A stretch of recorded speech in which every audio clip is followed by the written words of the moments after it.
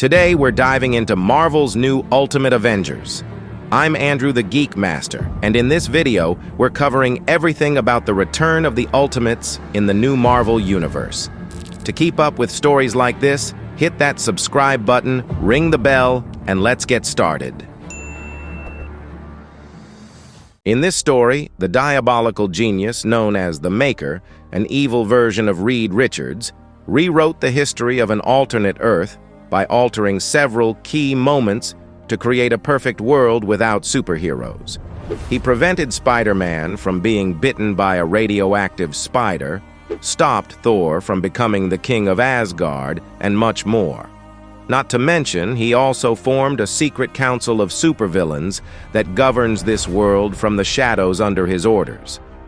However, the Maker was trapped in his own structure, the city, by inventor Howard Stark. Howard's teenage son, Tony, took on the code name Iron Lad and teamed up with this world's Doom, a broken Reed Richards, to set things right.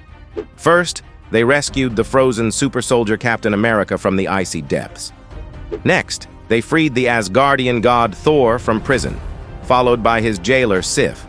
The problem is that the Maker's Council didn't want Iron Lad to undo the world they had built. Captain Britain, a member of the council, confronted the team, severely injuring Thor, but losing an eye to Iron Lad.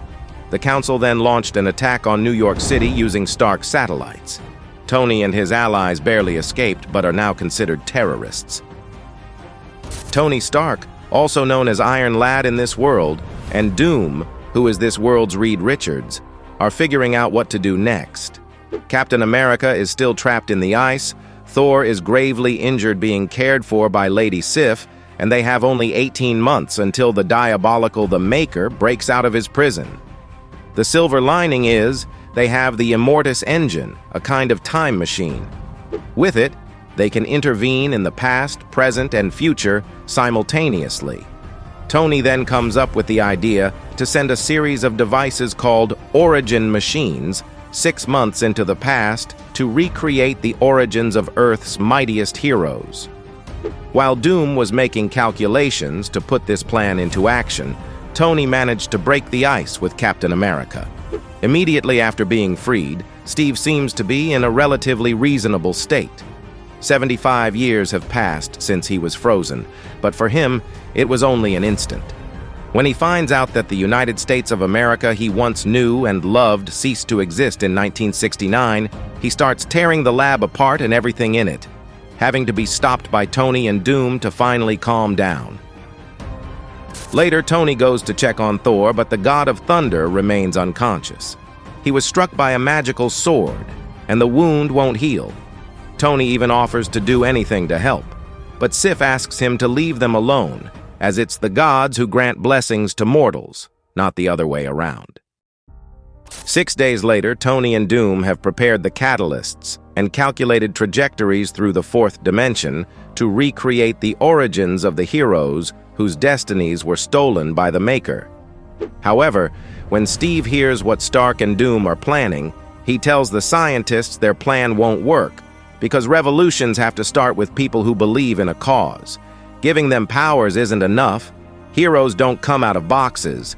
But Tony and Doom are confident in all they've prepared. They send all the devices to the past through the time machine and anxiously wait to see the changes in the present. However, everything seems the same, or considerably worse. Just as Captain America predicted, not everyone accepted becoming a hero. We see that Spider-Man was one who accepted, Clint Barton tried to be a hero but soon gave up being Hawkeye, and Captain Marvel, who ended up taking many lives during her origin, is now missing. Captain America is so kind that he doesn't even say, "I told you so." He just suggests they go old school and opt for a personal approach.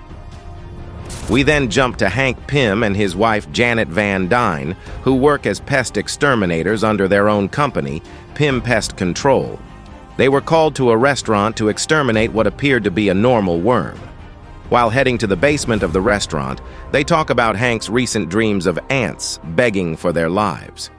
He asks Janet if she ever wished their lives were different, hinting that he knows he could be more than he is. Suddenly, they discover the restaurant's problem is actually moloids. The Pyms refuse to exterminate them, as the moloids are an intelligent species with culture and traditions. They simply leave, much to the restaurant owner's annoyance. As they leave in their van, Janet mentions she had a strange dream recently where everything became very small for her, which scares Hank. Just then, Tony Stark flies over in his armor, saying they need to talk. Without hesitation, Hank swerves away and speeds off, leaving Janet confused as to how Stark knows their names. A chase ensues. Out of nowhere, Mjolnir is thrown, completely destroying the front of the Pyms' van, injuring them slightly in the crash. As the van shakes, an origin machine in the back activates, projecting a hologram of Tony Stark explaining the truth about this world and how someone altered history to prevent them from becoming the heroes they are. The Ultimates even apologize for the van and the way they contacted them 6 months ago. Janet recognizes Tony Stark as the criminal who killed thousands, but Stark asks her not to believe everything she hears and says they need their help to fix this broken world. Captain America understands why they didn't accept their offer 6 months ago, but Janet has no idea what he's talking about. In other words, Hank Pym received the origin machine, heard Stark's entire message, but kept it a secret out of fear of who he should be and hurting Janet. During this conversation, Captain Britain and his personal guard, the Black Crusade, accompanied by 2 giants, appear intending to eliminate the Ultimates.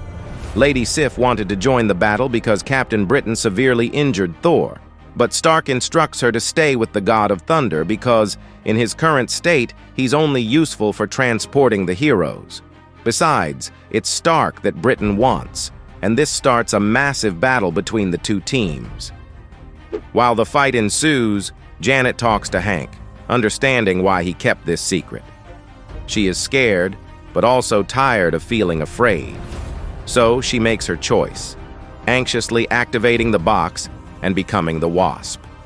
She tells Hank that life has to be more than squashing bugs and that she will love him regardless of his choice. She then jumps into the battle, even learning to control her new powers. She almost dies in the first attack, but gets very excited when she realizes she can control her size. Hank remains very indecisive. He read the files about the main Earth's Hank and is afraid of making the same mistakes, which is why he hesitates. But fortunately, Captain America is nearby and understands his feelings. Steve agrees there are no guarantees about what will happen. All he can say is that the failures of one Hank from another Earth are not this Hank's failures. His crimes are not this Hank's crimes. Moreover, Hank could have gotten rid of the device at any time. He could have buried it, thrown it in a river, given it to someone, even crushed it. But if he kept it in his van within arm's reach for 6 months, Steve doesn't need to be a genius to say what that means. This conversation happens just as Thor, despite being injured, summons lightning from the sky to strike the giants and everyone on the other team. But the God of Thunder is still too injured to continue. Captain Britain is smashing Tony's armor and plans to take the hero's eye as revenge. Tony manages to hit him with a powerful laser blast from his suit, but it's not enough. Captain Britain proves superior in this battle and slams Iron Lad into the ground, claiming there's nothing they can do because he was born to rule the world from the shadows. At that moment, Iron Lad uses the remaining energy in his armor to get away from Captain Britain.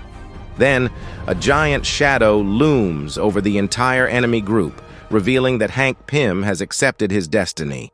Yes, as Ant-Man, he simply stomps on all the villains, joking with his wife that his life is still about squashing bugs. With everything resolved here, Captain Britain might have survived, but that giant footprint is definitely a statement that can't be ignored. The media claims it was a terrorist attack, but the heroes know it's something more. It means the Ultimates are here and that they've come to leave their mark. The problem is they still have a lot of work to do, as only 17 months remain until the Maker is released from prison. I hope you enjoyed the return of the Ultimates. To see the continuation, don't forget to subscribe to the channel, activate the notification bell, and leave a like to support us. Thanks for watching, and see you on the next adventure.